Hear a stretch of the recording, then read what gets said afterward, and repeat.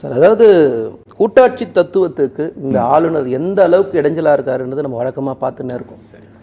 இந்திய அரசியலமைப்பு சட்டம் 164 பிரகாரம் வந்து மக்களால் தேர்ந்தெடுக்கப்பட்ட அமைச்சரவைக்கு தான் முழு அதிகாரம். அதில் எந்த விதமான மாற்று கருத்து கிடையாது.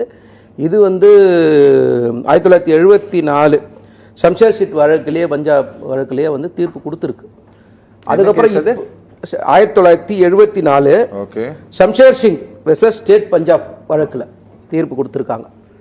அப்போ அதுக்கப்புறம் இந்த பிஜேபி, இந்த ஆர்எஸ்எஸ் இவங்களுடைய அஜெண்டாவை வந்து நடைமுறைப்படுத்துறதுக்காக இவங்க இந்த புதிய கல்விக் கொள்கையை திணிக்கிறதுக்கான இந்த காலமாக நாங்கள் இதை பார்க்குறோம். எங்கெல்லாம் பிஜேபிக்கு ஆகாத மாநிலங்கள் இல்லை தன்னுடைய சித்தாந்தங்களுக்கு எதிராக இருக்கிற மாநிலங்கள் இருக்கோ அங்கெல்லாம் ஆளுநர்களை வச்சு குறைச்சல் கொடுக்கறது நம்ம வழக்கமாக பார்த்துன்னு இருக்கோம். கேரளாவாக இருக்கலாம், இல்லை மேற்கு வங்கமாக இருக்கலாம், இல்லை பஞ்சாபாக இருக்கலாம், நம்ம தமிழ்நாடாக இருக்கலாம். இப்படி எல்லா மாநிலங்கள்லையும் எங்கெல்லாம் எதிர்கட்சி ஆளுகின்றது அந்த மாநிலங்கள்லாம் வந்து ஆளுநரை வச்சு தொல்லை கொடுக்குறாங்க.